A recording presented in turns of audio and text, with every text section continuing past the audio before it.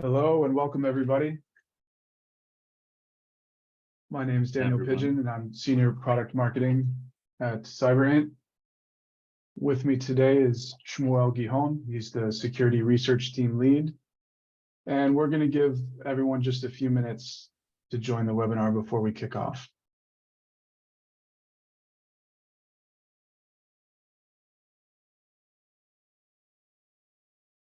Welcome to everyone who's joining us. We have a few more people coming in, so we're going to give it just another minute.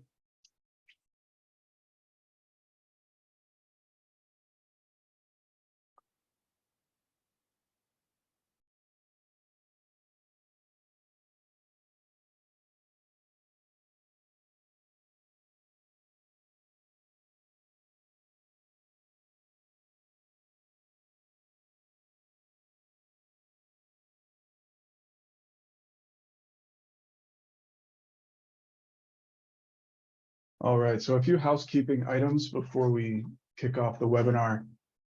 We are recording this session, just to let everyone know. We will share the link to the recording after the end of the webinar. Additionally, if you have questions, please feel free to drop them in the chat throughout. If we see them, we'll love to answer them along the way. Otherwise, we will do a quick Q&A session at the end of the webinar. And with that, I think we can probably go ahead and get started. As I said, my name is Daniel Pigeon. I'm product marketing at Cyberint, and with me is Shmuel Gihon. He's the Security Research Team Lead. So I will pass it over to you, Shmuel. Thank you very much. Hi, everyone. So as Daniel already mentioned, I'm Shmuel Gihon. I'm a Security Research Team Lead here in Cyberint. And this webinar will mainly focus on 2023 threat trends forecasts that we established. So we're going to talk about several types of threats. We're going to talk about vulnerability exploitation, of course, the supply chain attacks, which is something that is interesting to most of us, risks in cloud security and cloud technology in general. The constant rise of infra-stealers, how ChatGPT get along with our threat landscape, the healthcare industry, which is starting to become more and more targeted by groups around the world. And we're going to finish up with some recommendations of how we can mitigate and how we can protect ourselves from being compromised by these threats. So let's start with the vulnerability exploitation, of course. Over the years, vulnerabilities became something that is pretty much very popular among threat actors and security researchers alike. We can see that there is a big surge between 2016 and 17 in the number of vulnerabilities that are being discovered each year, right? And we can see that as long as we surround ourselves with more and more technologies and more and more services that have emerged into our lives, it only makes sense that there will be more vulnerabilities about these technologies. So, as I already mentioned, as long as we have more products, more technologies that we use, even if it's new types of software, if it's OT technology, for example, stuff like that, there will be more vulnerabilities. And the cyber maturity of this aspect is that it's kind of an arms race, right? Because the vulnerabilities are there. It's just a question of who discovers them first. The researchers that would eventually protect us from these vulnerabilities, or the threat actors that will probably use it as long as as long as no one else discovered these vulnerabilities, right? So I think that the most popular example most recent example that we can see was the massive ransomware campaign that we have witnessed several weeks ago. It was basically one or two groups, main ransomware groups that have exploited vulnerability, a 2-year-old vulnerability in VMware machines and ESXi exposed machines worldwide. They had an estimated victims count of around 18,000 servers around the world. They have requested for 2 Bitcoin each victim. The data suggests that they didn't get paid a lot, but this is not the main point here. The main point here is the fact that vulnerabilities remains pretty much the most devastating factor that, if we're exposed to, can cause a lot of damage, and in big scale, especially if we're talking about technology that is used by one or by pretty much everyone, right? We have seen like the most common example for that is Log4Shell, but this recent incident shows us 2 things. First of all, the adaptability and the scale of campaign that can go when certain threat group find specific vulnerability that it can exploit at scale. And the first thing and the second thing is that it's kind of teaching us a lot about, well, basically the prioritization of patching and how some organizations take patching and version control serious or not serious, because the main thing here is that people and companies had two-year-old version installed in their system. So this is by itself a big thing to talk about and a big red flag, let's put it this way. Yeah, definitely. I think you make great points, Shmuel. I think research shows that only a small percentage of CVEs are actually exploited in the wild. Is that accurate? Come again, sorry? I think research has shown a small percentage of CVEs are actually exploited in the wild. Is that correct, based on your research? Well, yeah, I mean, basically a lot of the vulnerabilities that are being exploited. Okay, so information is being shared rapidly between threat actors, and they do it very often. And once one of the threat actors have access to a good exploit kit, or find something that everyone learns from everyone, it's kind of like in the legitimate business world, then if you have something that works, you will probably, if your opponents have something that works, you'll probably do it the same in your business. And this is not a different case. Once a threat group sees that other threat groups are managing to exploit a certain vulnerability, they will probably do the same, and even will try to do it even better. But yeah, it all comes down to every now and then you hear about one vulnerability that makes the most impact. It's exactly because of this reason. Absolutely. Okay, so the next thing we want to talk about, of course, it's the supply chain attacks. So pretty much today, you don't see a lot of companies worldwide that all of their services and all their products are homemade, quote unquote. There are a lot of things that most of the organization use third-party services and third-party software around the world. Now, this opens us a lot of, let's say, security issues, because in the old days, pretty much, you only had to worry about vulnerabilities that are in your product, right? But now you got to worry about vulnerabilities that happen in all of the services that you're using. So, for example, if I use, let's say, Atlassian, or if I use, I don't know, Okta, or a password manager, certain password manager, then and a vulnerability was discovered, I need to be on top of things, and I need to know that there is a vulnerability that has been discovered and is being used in the wild for other services, not just mine. So this is by itself is one big challenge when you talk about supply chain and third-party services that companies use worldwide, right? Another one is the software supply chain attacks, which means that we have seen a lot of ransomware groups, and not just ransomware groups, but threat actors in general, that have been targeting open source software. Now, by doing that, what they basically did is forked and cloned the repositories, the open source products, and changed things in this code in order to gain access or do other malicious activities. And they had just a GitHub repositories that contain the malicious code. They're relying on the fact that people will look for a certain package, open source package, and will fall for a social engineering technique in this case. right? They will look for, let's say, I don't know, package X, and I will see something with a similar name and will download it, and then a malicious activity is starting.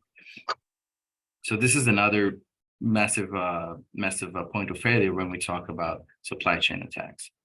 And of course, the trusted third-party organization. So if I'm, for example, I don't have to use a service, but let's say I'm working with another vendor, I'm working with a set of customers, I'm working with anything in that matter, like I have partners, stuff like that, then once I'm compromised or they're compromised, I need to know about that also, because they might have information that sensitive information of my company, right? And theoretically, any victim that has relations to other company is potentially a supply chain vulnerable link in the chain, right? Because I can pivot from one organization to another. So it's all about being on top of things, not only in your company, but in other companies. And another good example for that is the security issue the dark reading has published on Toyota, which pretty much a security researcher was able to compromise a app that employees used in Toyota, and it gave them access to 14,000 accounts, including third parties that was related to Toyota or related to the platform that Toyota's employees use. So at that moment on, a potential threat actor can pivot and do way more damage than just these 14,000 accounts even, right? Yeah, this case was really fascinating to me because it showed not just third-party risk, but maybe also fourth-party risk, if we can call it that, where Toyota is using a third-party application, a SaaS app, and because of a vulnerability in that, this security researcher is able to not just get access to Toyota's their sensitive data, but also sensitive data of partners and other organizations that work with Toyota. So it really extended far beyond just Toyota itself. Mm-hmm. Yeah, and of course that if we're talking about manufacturers, car manufacturers, for example, it can even lead to things that are more complicated than that, like halting a production line, and it even might cause even more severe financial losses to the company.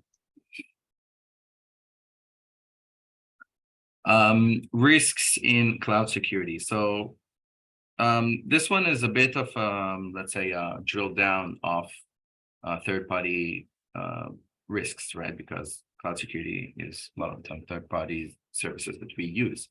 So but here you can see like main factors for failure of cloud security, which is exposed cloud storage. So a lot of the time our organization is having cloud storage services, and the question that should be answered and should be handled is who can access it, who can see it, stuff like that. So a lot of the times you do leave cloud storage technologies, front-facing entities that are pretty much exposed and can be scanned, can be hacked if there is in certain terms. And of course that we want to mitigate it as much as possible. We don't want to expose things that we don't need to, but sometimes we miss those things. And secured external servers, of course. So we do understand that a lot of the times we have certain budget or certain means to protect our servers and protect our infrastructure. But things like using default credentials, which is very popular in OT technologies, this is the main issue in external servers. When we have front-facing technologies, RDP, stuff like that. And of course, we need to manage the permissions and zero trust policies throughout our whole landscape. It's not something that is, a lot of the times we can see that a lot of the times we see that certain hack or a certain attack, certain campaign started or led by misconfiguration, privilege escalation or is privilege that shouldn't be enabled in one process to another. Cloud security is something that is really tricky even today, even when we still have a lot of security solutions to this technology. Yeah, definitely. It seems like a lot of these cloud security issues are a result of human error, misconfigurations, and not using proper deployments, even excessive permissions, or failing to live up to the principle of least privilege. You know, a core tenet of zero trust. So definitely these things are hard to mitigate. You know, it's hard to totally address the human factor, but definitely some risks that people should be aware of. Yeah, totally. Yet again, another great example, I might say, from just a couple of days ago, sensitive U.S. military email server was pretty much exposed, and a lot of internal emails was accessible, and one can only wonder what espionage groups and what threat actors that data leakage groups, stuff like that, might benefit from this type of information just being exposed from probably human error or misconfiguration error, or even I don't know, default settings of this server for some reason. These things are, I mean, this is a perfect case of how devastating this might be to a company, or in this case, a state, right? The next topic is, of course, the info stealers, the steady rise of the info stealers. The info stealers industry, first of all, to whoever doesn't know, info stealer is pretty much a malware that its whole purpose, most of its purpose, is to obtain personal information about the victim, email addresses, username and passwords from the victim's machine, credit cards, crypto wallets, which became very popular, browser history, cookies, pretty much everything that is very, very important to victim, whether if it's a person or a company. And the info stealer landscape in general is an industry that is growing steadily, but it's growing a lot. The idea is that we have like this several groups. We have Raccoon, Redline, Mars, Blackguard, Jester. You can see that everyone started pretty much in 2019, 2020, 21. They're the most solid ones, right? But there are a lot of other there are a lot of other infrastructures that are currently available and currently being used in the wild, right?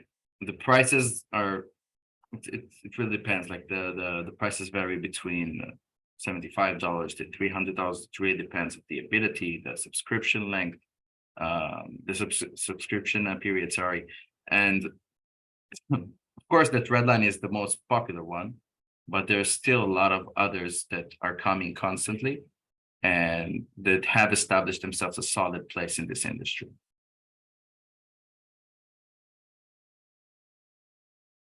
This is a good one. So ChatGPT. A lot of people asked us about ChatGPT. How can it help? What can it do? How it will go with our how threat actors will use it, how we will use it as defenders. So there are a lot to talk about when it comes to ChatGPT. We wanted to see, in case of the popularity of this topic, and we looked for a lot of issues when it comes to cybersecurity. We looked about ransomware, threat intelligence, cybersecurity, malwares, and we have seen that you see somewhat of a steady traffic regarding this issue. But if we're adding ChatGPT to this, you can see like a massive spike pretty much around the date where it was released. Now, it's important to understand that a lot of the things that are being popular is automatically being used or trying to be used by threat actors. And if you're looking about other topics that are not just related to cybersecurity, like the Turkey earthquake that we unfortunately had, the midterm elections in the United States, even Kanye West. You can see that there is they have their spikes and then it goes down.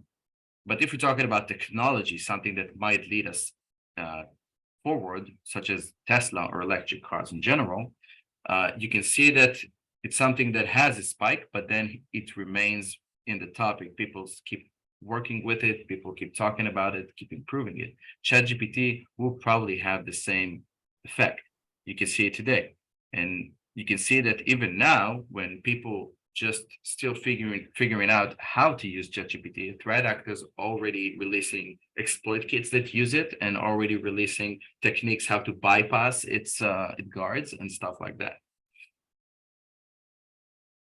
So this is, I mean, one of the most common examples of how ChatGPT can help a threat actor or a security researcher in this matter. So you probably you could, at least at the beginning, give it a script or a code, and you just ask him, what vulnerabilities can you find me in this code? Now, of course, the ChatGPT has pretty much they limited this ability. Although I already mentioned that threat actors are already trying to find ways to bypass it. And instead of looking for vulnerabilities, you can ask for bugs, and then it's not literally the vulnerability, but you can understand what is the fail points in the code. And from that point on, it makes things even more easy. Another example is the idea that this is kind of a funny one, but there is the question of how many letters you can find in 19, and then you're trying to fix it, kind of feed it like false truth, I guess, and you just say something that is not true, and eventually ChatGPT can submit to what to the verdict of the user. So in some cases, there might be a chance where you can, this techniques, by the way, is also something that is being used to bypass it, because after the first release of ChatGPT, there has been limitations for what it can do because they saw the how threat actors utilize it. But you can still, it's kind of funny thing to say, but you can still apply some social engineering on the AI in order to get what you want. So yeah, here is another one. You can see that not all the times it is 100% correct when you ask him what mammal lays eggs. But so yeah, so pretty much how threat actors can use it. So again, it's not that anyone with no knowledge whatsoever about cybersecurity or about offensive security can just going into ChatGPT and write me code that will hack this and that. It's not something that is that easy, and a lot of the times that the products that it will generate will not be exactly what we want it to be, but it will make things and processes way shorter than they used to be. So if, for example, I'm a threat actor and I'm looking to publish a phishing email, I want to have a mail spam campaign and feed, I don't know, thousands of emails of phishing email. I can, instead of me thinking about how to write it, what is the concept, what information should I do? If I'm not an English native speaker, maybe my language that I will use and how I will write it won't be credible. So this is where ChatGPT can help me out. Now, I'm pretty sure that today, if I'm asking, just write me a phishing email, he won't do that. But if I'm writing, I want to promote a campaign that is email campaign that is, I don't know, like a real special sale at this and that, at Nike, for example, Adidas, whatever. And you should, so it will help you still. It will still create the mail. You will just use it as a phishing mail, right?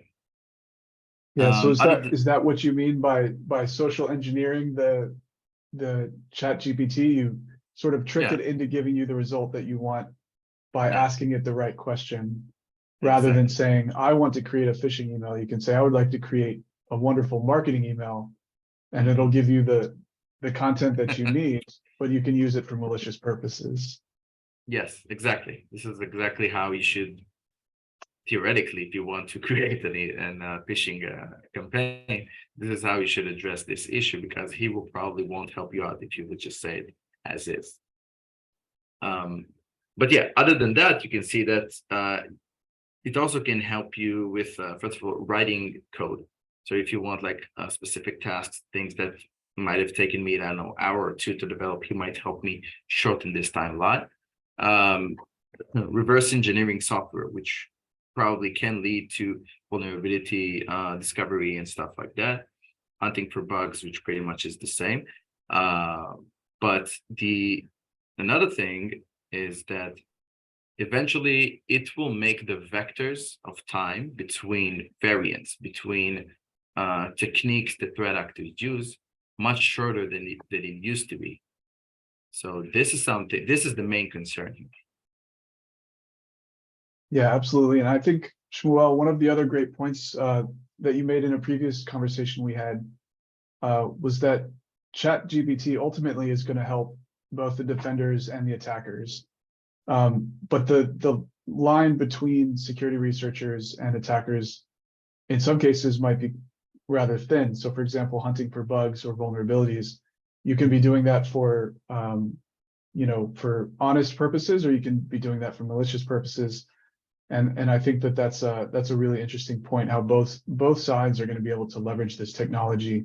And it's sort of who's going to be able to apply it best for their own purposes. Of course. And just like another quick note is that eventually you have more threat actors than security researchers at the end of the day. So I guess that we will have to try really hard, to keep up with their pace. That's for sure. Yeah. So this is kind of a funny one. Another case, another example, that ChatGPT, that after the release of ChatGPT, once it got so many traffic, it was really trending and stuff like that. Threat actors have created a phishing site of ChatGPT because they knew everyone is looking for that. Everyone is searching for ChatGPT and what ChatGPT is. Even people that are not related to the cybersecurity industry, of course. And they use this phishing site to deploy malwares and spread malwares and coin miners and whatnot. So this is kind of also teaches us about how threat actors know how to adopt and how to take advantage of certain trends and certain events that is happening worldwide. Yeah, and they respond rather quickly to these sorts of trends, capitalizing on something like ChatGPT. I mean, we saw just a few slides ago in the Google Trends data how popular that became in a very short period of time. And it didn't take long for threat actors to see that and then, start using it for malicious purposes. Exactly. So the healthcare industry, I guess this is kind of a sad one, but the healthcare industry is an industry that we all knew that was pretty much off limit to a lot of the ransomware groups and hacking groups in general. At least it was something that a lot of the threat groups like to claim about themselves, that this is not something that we're going to target ever. But we have seen that over the years, this moral line is kind of blurring out, and you see it happening more and more. And you see ransomware groups, and you see hacktivist groups, and you see data leakage groups. You see them targeting more and more healthcare because at the end of the day, they're business driven. They're in it for the financial gain, of course, and they're looking for the opportunities. And given the fact that ransomware in specifics even have more awareness about it, and more companies from the financial sector and from the manufacturing sector and the retail sector is more aware of this threat, and they're fortifying themselves better against this threat, they need to find their opportunities elsewhere. So it was nice to say there will never target healthcare as long as they had other options, right? But now when their option is kind of being, let's say, more challenging, the healthcare starting to become something that is maybe it's okay to target the healthcare sector now, and you can see it by the rise of cases. It's double the cases from 2021 and 2022.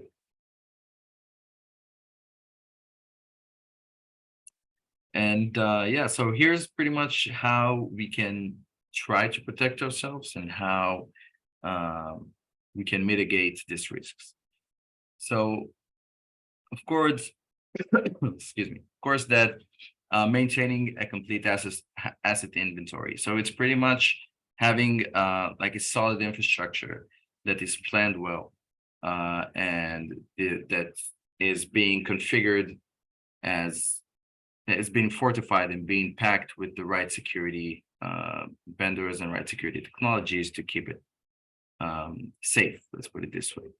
Patch management, of course, at the ESXi event 2 weeks ago is the best example for that. Patch management is still very, very important. I cannot stress that enough, especially if you have like this wave of specific vulnerability that everyone is trying to exploit right now. The thing is that when we're talking about patch management, a lot of companies tend to wait with the update, and it's totally fine. I think that you cannot do like update for your systems every week, right? But I think that once you are going above the 1 year, then you're having your systems not updated for 1 year and more, you're exposing yourself to being highly targeted. And this is something that we should all keep in mind. Search for misconfiguration. So again, if we're talking about cloud security, for example, or third-party services, cloud security, it's a great example. Misconfiguration is something that threat actors look for when they're researching cloud security platforms, cloud platforms, cloud storage platforms, stuff like that. Misconfiguration can be even the use of default credentials and stuff like that. So this is something that you should also be very aware of and plan it accordingly. Security awareness, I think it's probably the most important one, along with patch management. A lot of the campaigns that we see and a lot of the threat groups that gaining initial access is originated in social engineering or some sort of human error, which can be solved and can be mitigated by just increasing your awareness and increasing your employees' awareness, of course, and to help them understand the impact of being compromised, of the impact of what damage can be done to the company, and of course how they can see how they can see if a mail is looking suspicious or not. There are red flags. So this is something that we really believe that any organization should apply to its employees. Another thing is, of course, get visibility on potential data leakage. I think that will pretty much threat intelligence in general is something that is maybe the most important thing. Again, a lot of the information that we have right now is pretty much out there in so many forms, and sometimes you don't even know you got hacked, and you don't even know your employee got have like something stole its credentials or stuff like that. You don't even know that. You need this threat intelligence platform that might help you mitigate it and show you that something is coming, And I really believe that this is something that we should all have, we should all be aware of, because security vendors, it pretty much goes along with monitor, trust third parties, because if you have like a good security vendor, it's great. But essentially, if the threat actor already have access in your company, it's really hard to mitigate it from that point on, right?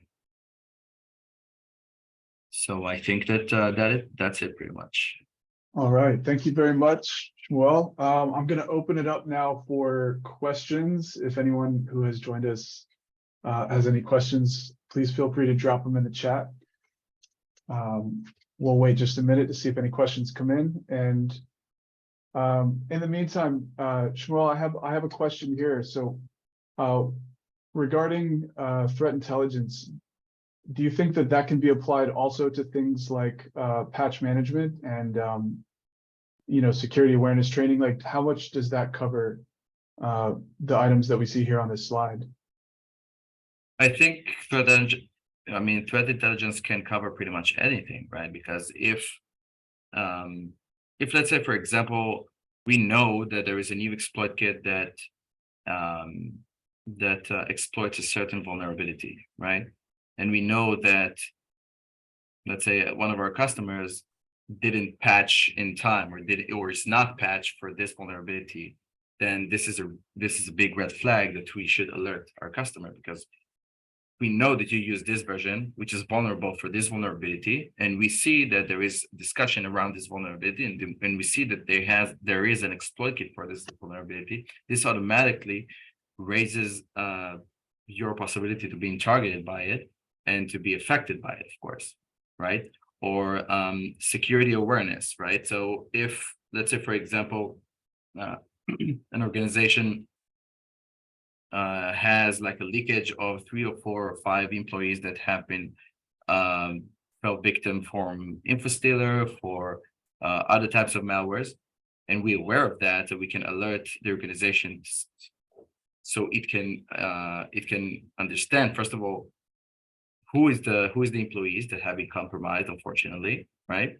And it kind of gives them the idea of, okay, the state of my employees, that they are not aware of this risks, they're not aware of this threats, and of course, to do actions as fast as possible to just to cut the campaign at the same point. So if I know that one of my employees got compromised and his username and passwords are out, he should immediately change his password. I should immediately limit his account and the privilege it has until we figure it out, right? This is just 2 examples of how threat intelligence can help, but of course, there's a lot of other ways. Yeah, absolutely.